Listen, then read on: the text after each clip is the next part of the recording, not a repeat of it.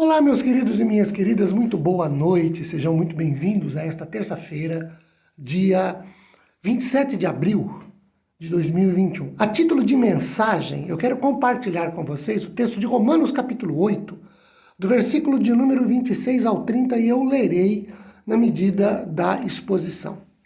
Esse trecho da carta de Paulo aos Romanos contém o que nós podemos identificar como, primeiro, duas riquíssimas promessas divinas. E segundo, pelo menos três pilares teológicos. Vamos às duas promessas divinas.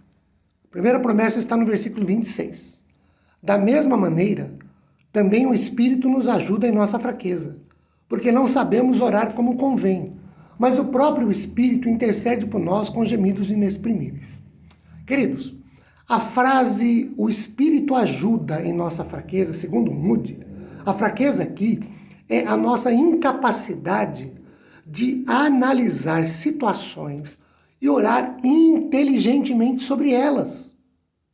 Às vezes, não conseguimos orar, porque as palavras podem não expressar a real necessidade que nós sentimos. E aí entra a fantástica, maravilhosa ação do Espírito Santo, que numa linguagem muito específica, muito própria, que é de gemidos inexprimíveis, mostra como Deus penetra em nossa experiência através do seu Espírito. Temos o Espírito para nos auxiliar nas orações. Porque cá para nós existem momentos tão dramáticos nas nossas vidas, de uma intensidade de problemática tão grande, que às vezes ou nos faltam palavras, e aí o Espírito Santo nos ajuda, ou temos dificuldade de expressarmos-nos, e o Espírito Santo nos ajuda. A segunda promessa está no versículo de número 27. Aquele que sonda os corações sabe qual é a mente do Espírito, porque intercede pelos santos de acordo com a vontade de Deus. O que temos aqui? Deus conhece toda a reação do Espírito a qualquer situação ou questão. A intercessão que o Espírito faz em favor dos santos é segundo a vontade de Deus. Nós podemos não orar segundo a vontade de Deus. E cá para nós, em certas ocasiões, nós não oramos mesmo. Mas o Espírito sim. Todo o auxílio que o Espírito Santo presta a nós em oração sempre é de acordo com a vontade de Deus. Agora, eu quero destacar os três pilares teológicos que o texto nos oferece. O primeiro pilar teológico está no versículo de número 28 e tem a ver com os propósitos eternos de Deus para aqueles que o amam. O versículo diz assim: todas as coisas cooperam para o bem daqueles que amam a Deus.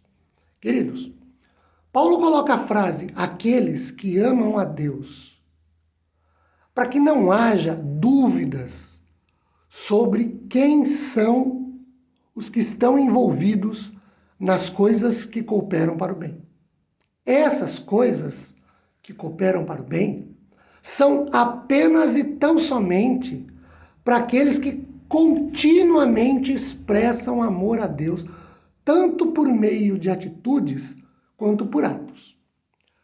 Tudo coopera para o bem de todos? Não, nunca de todos. Só daqueles que amam a Deus.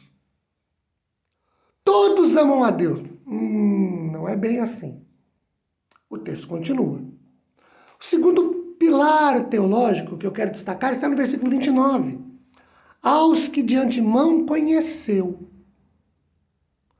Paulo pensa num grupo composto de pessoas crentes, aqueles que pertencem a Deus, que são eleitos ou escolhidos em Cristo. A expressão "de antemão conheceu" tem como seu ingrediente básico o conhecimento, tendo lugar distinto no plano ou propósito de Deus. Esses crentes têm um papel a executar no plano divino. Qual é o seu destino? Versículo de número 29. aos que de antemão conheceu, também os predestinou para serem conforme a imagem de seu Filho. A decisão de Deus aqui é que esses crentes que compõem o grupo dos que Deus já conheceu, ou os predestinados já conhecidos de Deus, sejam conforme Jesus é, em forma e aparência ressurreto, ou seja, vitorioso sobre a morte, consequentemente, sem pecado. Corpo glorificado. Deus decidiu isto antes, para que seu filho pudesse ser o primogênito, no grego, o mais alto em hierarquia e posição entre muitos irmãos. Que Cristo é supremo ou primeiro, Paulo esclarece em Colossenses 1,18 quando diz: e ele, Cristo, é a cabeça do corpo, da igreja. Cristo é o princípio, o primogênito de entre os mortos, para que em todas as coisas ter a primazia. Eu quero destacar que ali pelos meses de junho, julho, trabalharemos esse texto de Colossenses. Então você que nos acompanha aqui terá a oportunidade de, numa pastoral ou mensagem, de acordo com a sequência, a programação de terça, ou pastoral de quinta, então, nas terças, pastoral e mensagem, na quinta, pastoral. Uma dessas quintas, terças ou quintas de junho ou julho, trabalharemos esse texto de Colossenses. Você poderá observar o que falaremos para complementar esta ideia. Queridos, a supremacia aqui é sobre e entre muitos irmãos. Aqueles que recebem a abundância da graça e o dom da justiça. O terceiro pilar teológico está no versículo 30. Aos que predestinou, a esses chamou. Aos que chamou, a esses também justificou. E aos que justificou, a esses também glorificou. Nós temos 3 verbos aqui: chamou, justificou e glorificou. E eles relacionam-se com o plano ou o eterno conselho de Deus. E, óbvio, com a execução do seu propósito. Tendo Deus um plano, um propósito, que é o de reunir todas as coisas, reuni-las-á em Cristo. Tanto as coisas do céu como da terra. Deus é capaz de operar conjuntamente para o bem daqueles que o amam. A ênfase que Paulo dá aqui está no que Deus faz pelos muitos irmãos. A única resposta humana mencionada é o amor a Deus. Deus faz todas essas coisas a quem o ama. Vale ressaltar aqui, como resumo, principalmente desse terceiro pilar, o seguinte: quanto à chamada, só atendem-na aqueles que Deus chama, ninguém mais.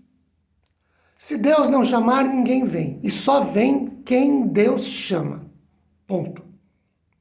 Segundo, quanto à justificação, Deus só torna justos em Cristo e por Cristo aos que chamam. Deus não justifica ninguém mais. Só justifica aqueles a quem ele chama. Chamou, ele justifica. Não chamou, ele não justifica. É difícil de a gente entender? Não, mas é simples assim. Porque é Deus. É plano de Deus. É obra de Deus. É ação de Deus. E terceiro, quanto à glorificação. Só irão para a glória com o Senhor os que ele chamou e justificou. Ninguém mais. Ponto. É simples assim. Deus chama quem quer. A quem ele chama, e só aos que chama, ele justifica, torna justo. E só esses ele leva consigo. Ponto. Simples assim. Que Deus nos dê sua graça, sendo cada um de nós chamados, permanecemos firmes nos caminhos do Senhor. Sua paz esteja sobre os nossos corações. Amém.